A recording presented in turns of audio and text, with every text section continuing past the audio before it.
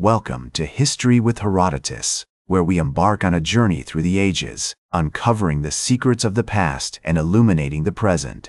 Today, we find ourselves on the banks of the Volga River, in the heart of Russia, as we delve into one of the most pivotal battles in human history, the Battle of Stalingrad.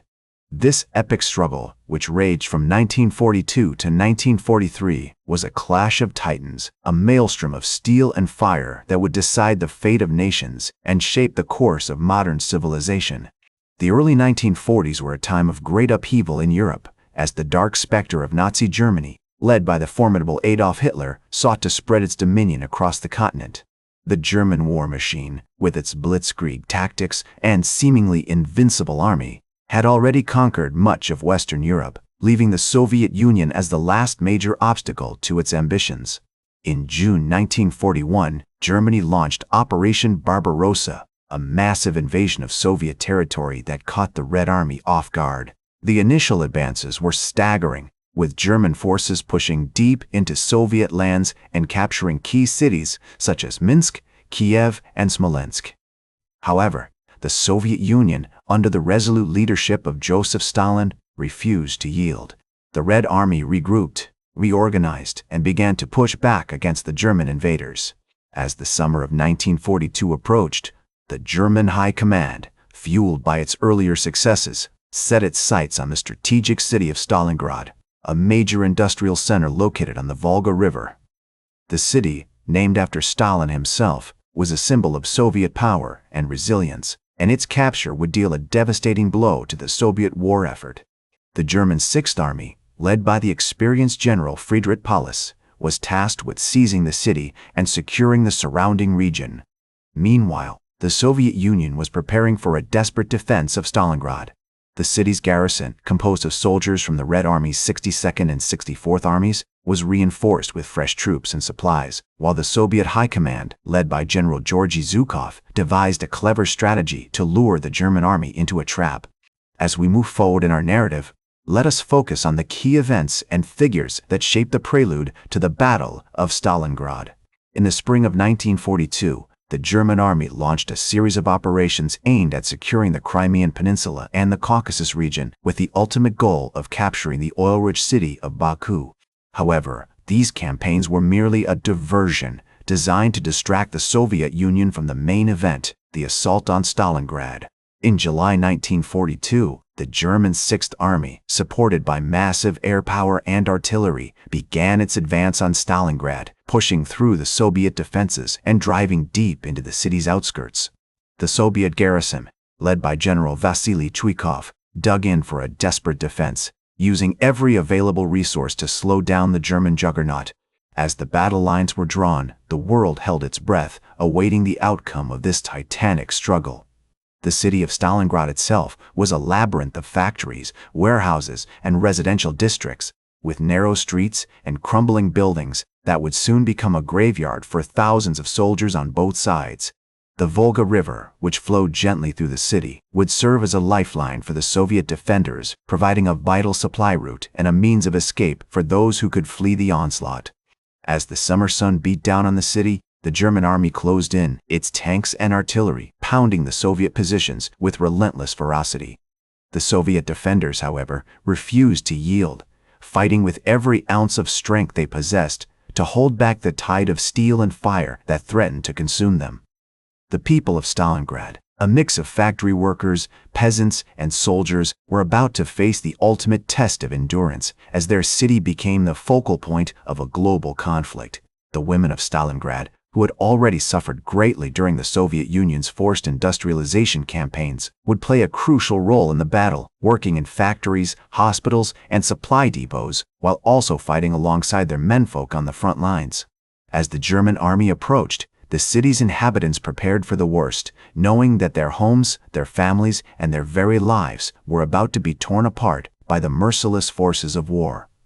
The once thriving streets of Stalingrad would soon become a desolate landscape of rubble and ruin, as the sounds of gunfire, explosions, and screams filled the air, creating a cacophony of terror that would haunt the survivors for the rest of their lives. And yet, even in the midst of such devastation, there were moments of courage, sacrifice, and humanity that would inspire generations to come.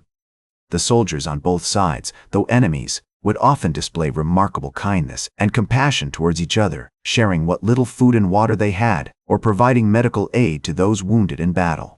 As the German army closed in on Stalingrad, the Soviet defenders prepared for a desperate last stand.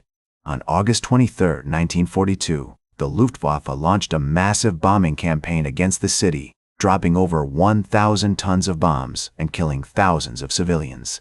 The streets were filled with the acrid smell of smoke and ash as buildings crumbled and fires raged out of control. Amidst the chaos, General Vasily Chuikov, commander of the Soviet 62nd Army, rallied his troops, urging them to hold their positions at all costs. The German 6th Army, led by General Friedrich Paulus, pushed forward with relentless ferocity, seeking to split the Soviet defenses and capture the city's strategic industrial centers. On September 14, 1942, the Germans launched a fierce assault on the Mamayev-Kurgan Hill, a key stronghold overlooking the Volga River. The Soviet defenders, however, held firm, repelling wave after wave of German attacks in a maelstrom of blood and steel. As the battle raged on, the Soviet Union's leader, Joseph Stalin, issued his famous order number ED 227, declaring that not one step back would be tolerated. The order was read to every soldier on the front lines, its words etched into their minds like a mantra. The motherland is calling, and we must not fail her. The Soviet defenders, emboldened by Stalin's words, fought with renewed determination, knowing that retreat was no longer an option. On October 14, 1942, the Germans launched a massive assault on the Stalingrad tractor factory, a key industrial complex that produced vital war materiel. The battle was fierce and intense, with both sides suffering heavy casualties. Soviet machine gunner Mikhail Devyatayev recalled the horrors of that day. The Germans were like a swarm of locusts, pouring in from all directions. We fought for every inch of ground, every brick and every beam. Despite being outnumbered, the Soviet defenders held their ground, inflicting crippling losses on the German army. As winter began to set in, the Soviet Union launched a series of counterattacks, seeking to encircle the German 6th Army and cut off its supply lines. On November 19, 1942, the Soviet forces launched Operation Uranus, a massive pincer movement that aimed to trap the Germans in a vice-like grip.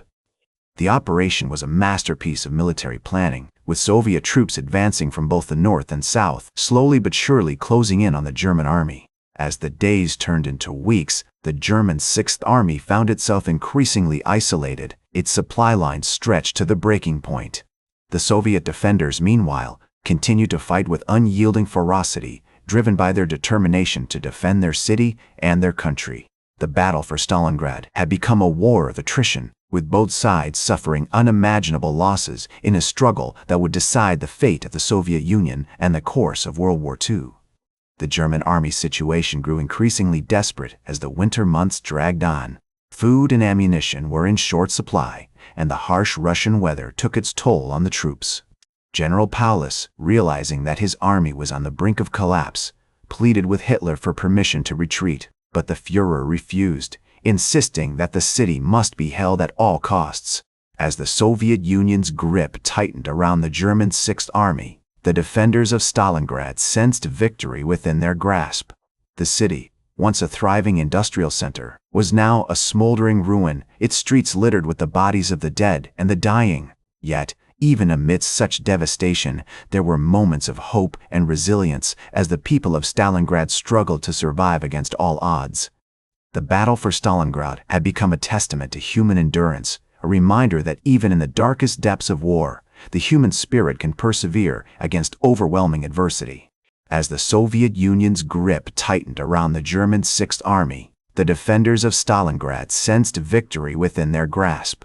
On January 31, 1943, General Paulus defied Hitler's orders and requested permission to surrender, but it was too late.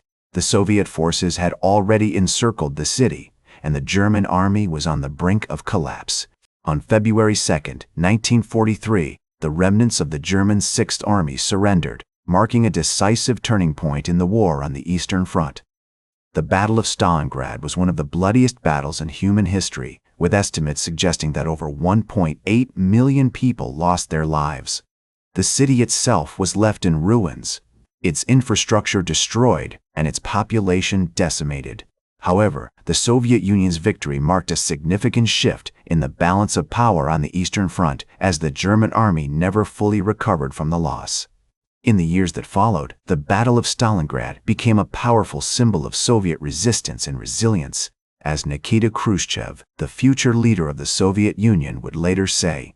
The Battle of Stalingrad was not just a military victory, but a moral one. It showed that our people were capable of withstanding even the most severe tests. The battle also marked a significant turning point in the war, as the Soviet Union began to push the German army back towards Berlin. Today, the Battle of Stalingrad is remembered as one of the most important battles of World War II. The city of Volgograd, as it is now known, has been rebuilt and features several memorials and museums dedicated to the battle.